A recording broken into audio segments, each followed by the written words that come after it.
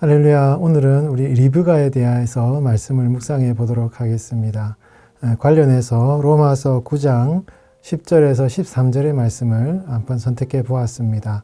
우리 말씀을 봉독해 드립니다. 그뿐 아니라 또한 리브가가 우리 조상 이삭 한 사람으로 말미암아 임신하였는데 그 자식들이 아직 나지도 아니하고 무슨 선이나 악을 행하지 아니한 때에 택하심을 따라 되는 하나님의 뜻이 행위로 말미암지 않고 오직 부르시는 이로 말미암아 서게 하려 하사 리브가에게 이르시되 큰 자가 어린 자를 섬기리라 하셨나니 기록된 바 내가 야곱은 사랑하고 에서는 미워하였다 하심과 같으니라. 아멘. 우리 성도들이 예수님을 믿고 하나님의 자녀가 되었다라는 이 사실은 굉장히 중요한 의미를 가지고 있습니다. 예수님을 믿는 것은 그냥 믿는 것이 아니라 하나님께서 우리를 택하셨다라는 의미를 가지고 있는 것이죠. 하나님이 우리에게 믿음을 주셔야 우리가 믿을 수 있는 것이고 그렇게 하나님이 믿게 하시는 사람은 하나님이 택하신 사람이야만 믿을 수 있기 때문에 우리가 하나님의 자녀가 되었다라는 것은 하나님이 분명히 우리를 택하셨다라는 사실을 의미한다라는 것입니다. 하나님께서 왜 우리를 택하셨는가라고 물으신다면 아마 하나님의 대답은 내가 사랑하기 때문이다라고 아마 답하실 것입니다. 왜 택하셨는가에 대한 이유를 우리의 어떤 조건이나 행위로 생각한다면 그것은 성경적인 판단이라고 할 수가 없는 것이죠. 하나님은 그냥 은혜로 우리 성도를 택하셔서 하나님의 자녀로 삼아 주신 것입니다. 하나님께서 이 성도를 택하셨다라는 이 사실은 굉장히 큰 하나님의 은혜인 것입니다. 왜냐하면 우리가 참 실수가 많고 부족하고 연약한 존재이지만 하나님이 우리를 택하셨기 때문에 그 택하셨다는 그 사실로 인하여서 우리의 모든 실수와 허물과 잘못에도 불구하고 하나님께서 우리 성도들의 삶을 가장 선하게, 가장 아름답게 인도하신다라는 그 하나님의 전적인 섭리와 주권의 손길이 있다라는 것을 의미하기 때문인 것입니다. 우리는 참 순간순간 실수하고 잘못을 저지르지 않습니까? 그 실수와 죄로 인하여서 우리의 삶에 큰 어려움을 당하기도 하지 않습니까? 그럼에도 불구하고 하나님께서 그 모든 것을 합력하여 선을 이루게 하시는 그 하나님의 놀라우신 은혜와 주권적인 섭리가 있다라는 것을 이 택하셨다라는 것이 바로 의미하고 있는 것입니다.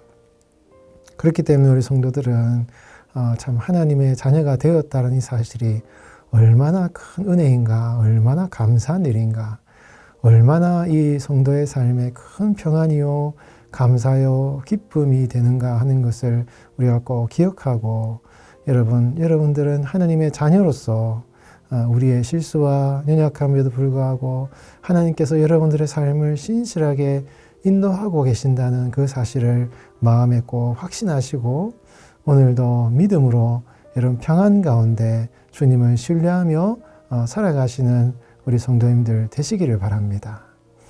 그러한 하나님의 택하심을 잘 보여주는 인물이 오늘 우리가 이제 묵상하게 될 이 리브가라는 한 여인의 삶을 통해서 우리는 그 사실을 잘 알 수 있게 되는 것입니다. 여러분, 리브가가 이삭의 아내이지 않습니까? 이삭이 결혼을 못하여서 아내를 구할 때 아브라함이 그의 종 엘리에셀을 이제 리브가에게 이제 보냈는데요. 그런 사실이 창세기에 잘 나타나 있지 않습니까? 리브가를 만나기 전에 이 아브라함의 종 엘리에셀이 하나님께 기도를 했죠. 이 사람을 만날 때에 자신에게 물을 줄 뿐만 아니라 이 낙타 짐승들에게 물을 주는 그런 여인을 만나게 하시면 그 여인이 바로 하나님이 만나게 하시는 그런 사람일 것이라 라고 그런 기도를 하고 엘리에셀이 나아갔는데 아니나 다를까 이 리브가가 그런 행동을 함으로써 이제 엘리에셀이 참 이 리브가가 바로 이삭의 아내가 될 사람이라는 것을 확신하게 되었지 않습니까? 여러분, 이 리브가가 엘리에셀을 만났을 때 엘리에셀이 그런 기도를 했다라는 것을 리브가는 몰랐겠죠. 전혀 상상을 못했을 것입니다. 그런데도 이 리브가는 적극적으로 능동적으로 태도를 취하면서 아무것도 몰랐지만 이 리브가가 자신의 행동을 통하여서 하나님의 섭리를 이루는 이삭과 만남을 통해서 에서와 야곱을 낳게 되고 이제 그를 통해서 메시아 예수 그리스도가 태어나게 하시는 그런 하나님의 구원의 섭리를 이루는 그런 하나님의 그 섭리의 과정 가운데 이 리브가가 이제 들어가게 된 것이죠. 참 리브가는 아무것도 몰랐을 것입니다. 그러나 이 리브가는 그의 삶을 통하여서 하나님의 섭리를 이루는 그런 하나님의 영광의 도구가 됐던 것이죠. 오늘 창세기 24장 19절에서 20절 말씀에 보면 이렇게 말씀하고 있습니다. 마시게 하기를 다하고 이르되 당신의 낙타를 위하여서도 물을 길어 그것들도 배불리 마시게 하리이다 하고 급히 물동이의 물을 구유에 붓고 다시 기르려고 우물로 달려가서 모든 낙타를 위하여 깃는지라 라고 말씀하십니다. 여러분 이 말씀을 볼 때 리브가는 상당히 좀 성품이 아주 적극적인 그런 여인이었던 것 같습니다. 이삭이 상당히 좀 부드러운 그런 성품의 사람이었다 하면 아내 될 리브가는 굉장히 적극적이고 능동적인 태도를 가지고 있었던 그런 성품이었던 것 같아요. 리브가의 이런 성품이 아주 긍정적인 이제 작용을 해서 드디어 이 리브가는 이삭과 결혼을 하게 된 것이죠. 그의 성품이 참 적극적인 성품이 긍정적인 결과를 낳았고 그것이 하나님의 영광을 나타내는 일로 드러나게 된 것입니다. 그러나 여러분 이러한 리브가의 행동이 나중에는 어느 한 측면에서는 굉장히 부정적인 결과를 낳은 것도 우리가 볼 수가 있거든요. 나중에 이 리브가가 야곱으로 하여금 그의 남편 이삭을 속이게 하는 이제 이삭이 에서를 이제 축복하려고 하니까 야곱을 축복하게 하려고 남편을 속이는 그러한 작전을 이제 뒤에서 이제 야곱으로 하여금 하게 하는 것이죠. 창세기 27장에 보면은 에서의 축복을 가로채게 하기 위해서 어떻게 할 것인지 가르쳐주고 그 결과 이 에서와 야곱이 굉장히 이제 서로 관계가 안 좋아지고 결국 이 야곱은 바단 아람으로 이제 도망을 가야 되는 이러한 이제 결과가 낳게 되었다라는 걸 볼 수 있는 것입니다.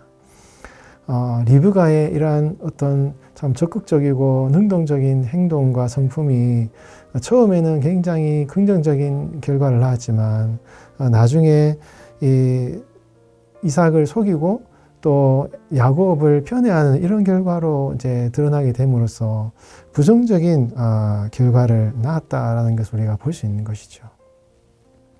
그런데 여러분 이 리브가의 이러한 참 행동들이 결국은 어떻게 되었습니까? 결국 야곱으로 하여금 이제 바단 아람에 가서 이제 참 많은 고난 가운데 야곱이 다시 이제 부모에게 돌아오게 되고 결국 야곱이 이제 하나님의 택함을 받아서 예수 그리스도의 조상이 되게 하는 그러한 하나님의 섭리의 과정 가운데 하나님께서 이 과정들을 사용하셨다라는 것을 우리는 성경을 통해서 알 수가 있는 것입니다. 리브가의 삶이 참 그의 성품이 부정적인 결과를 낳았음에도 불구하고 하나님께서는 그것마저도 야곱을 택하셔서 하나님의 섭리를 이루시는 그러한 선한 하나님의 영광의 도구로 사용하시는 그러한 성경의 스토리를 우리가 이제 알 수가 있게 되는 것이죠. 여러분, 이 리브가의 삶뿐이겠습니까? 여러분, 성도의 삶이 다 그런 것이죠. 우리는 참 우리의 삶에 좋은 점도 있고 잘하는 것도 있습니다. 그러나 부정적인 것도 있고 단점도 있고 약점도 있다라는 것이죠. 그러나 이 리브가의 삶의 모든 것을 장점이든 단점이든 모든 것을 사용하셔서 하나님의 영광을 이루신 것처럼 하나님의 섭리를 이루신 것처럼 오늘도 하나님께서는 여러분들의 삶의 장점이든 단점이든 연약함이든 실수든 모든 것을 하나님의 뜻과 섭리 안에서 선한 결과로 이루신다라는 것이죠. 그것이 바로 하나님이 택한 자의 축복이라는 것입니다. 그것을 오늘 본문 로마서에서는 오직 부르시는 이, 즉 택하신 하나님으로 말미암아 이 모든 것이 이루어진다라고 말씀을 하고 있는 것입니다.